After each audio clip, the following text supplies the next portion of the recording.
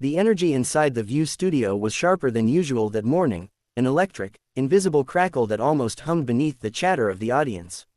Jason Aldean felt it the moment he stepped onto the stage.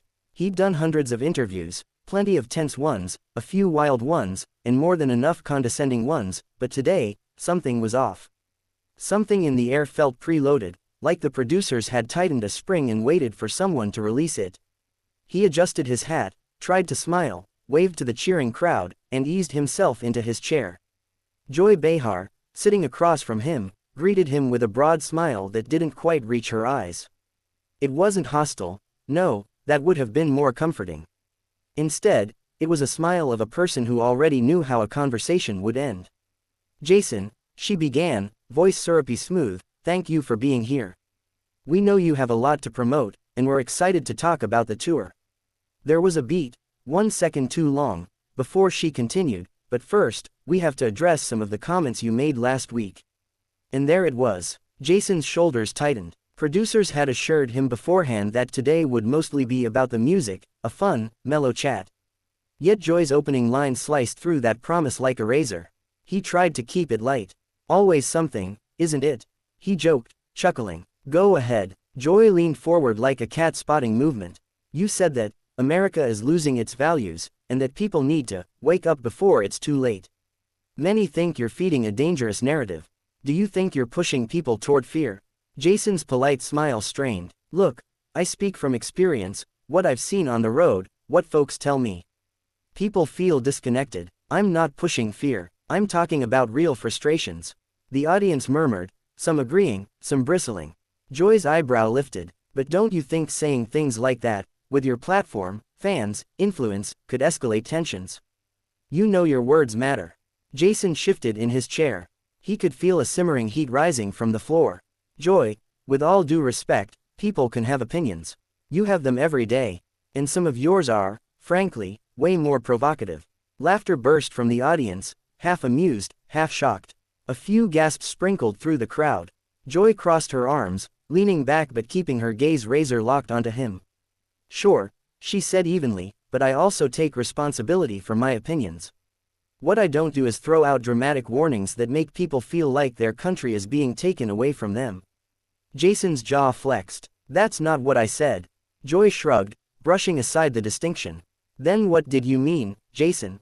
Because it sounded like you were feeding into a fear-driven narrative." He felt something snap, something tight and coiled that he'd been trying to keep contained. "Joy, you're twisting my words. Again, I didn't come here to get lectured about patriotism by someone who—" Joy cut in sharply, "If you want clarity, you should be clear. Vague lines like, 'Wake up before it's too late,' are meant to stir people." Jason's voice rose, just a notch, but enough to silence the murmurs. "I'm not vague, I'm honest." Maybe some folks aren't used to that anymore. The entire studio went still. Even the co-hosts, normally quick to jump in, hesitated on the edges of their seats. Joy kept her tone cool, almost amused. "Jason, if you want to be taken seriously outside of your fan base, you can't get defensive every time someone asks a real question." The comment hit him harder than he expected. Outside of your fan base. As if he only existed in one lane, as if everything he'd built was narrow, boxed in, one-dimensional. His frustration rose like a wave he couldn't hold back. He tossed his cue cards onto the table with a loud slap. The audience gasped. "You know what," he said, standing up abruptly. "I'm not doing this. I came here to talk about music, not be ambushed by politics." Joy remained seated, unruffled, lips curling into that infuriatingly calm smirk. "No one ambushed you, Jason. You just don't like being challenged." He ripped off his mic pack, shaking his head. "I'm done here." And with that, Jason Aldean stormed off the set, leaving behind stunned silence, shocked faces, and Joy Behar still sitting there, cool as ice, watching him go with the same sharp, knowing smile she'd started with. Backstage erupted the moment Jason Aldean disappeared behind the curtain. Crew members scrambled like they'd just watched a meteor crash through the studio ceiling. Producers jogged toward him, headsets crackling, clipboards shaking in their hands. A stage manager rushed behind him with his mic pack still dangling from its cable, shouting, "Wait, Jason. Jason, hold on." But he didn't stop. His boots thudded hard against the floor as he paced through the narrow hallway lined with cables, camera cases, and framed photos of past guests who'd left the building with far calmer energy. He wasn't angry at one specific thing, it was the whole build-up, the tone, the smirk, the baiting. The sense that they'd invited him just to corner him. A producer finally caught up, breathless. "Jason, listen, can we talk?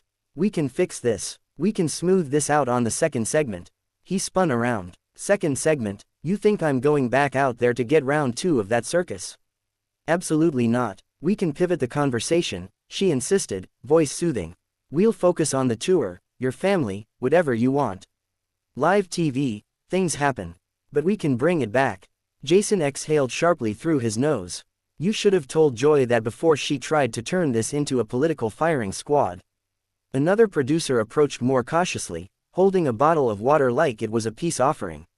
"We really want to work with you. The audience loves you. This can be turned around." He waved off the water. "You all said this would be about music, not some interrogation." While Jason paced, he could hear the muffled voices from the stage through a monitor hanging on the wall. The hosts were trying their best to recalibrate after the blow-up.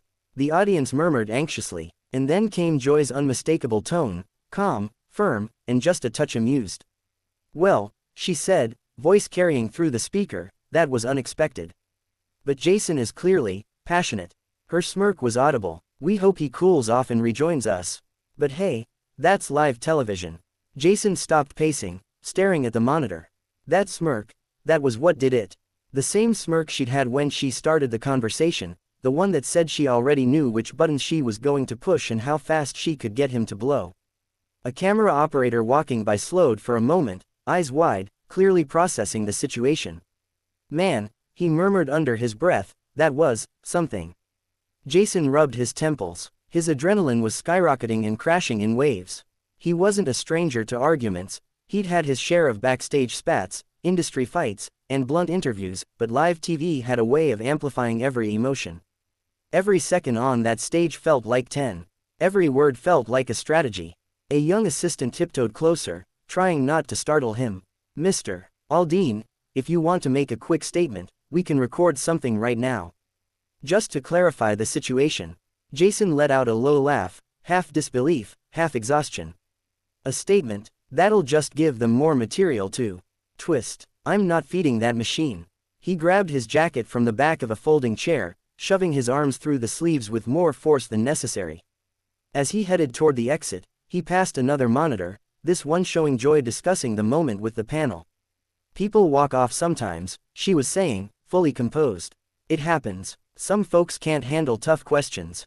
That line made Jason's breath hitch. "Tough questions," he muttered to himself. That wasn't tough. That was loaded. He pushed open the back door to the alley, and the crisp autumn air smacked him in the face, a welcome shock. It cut through his frustration like cold water.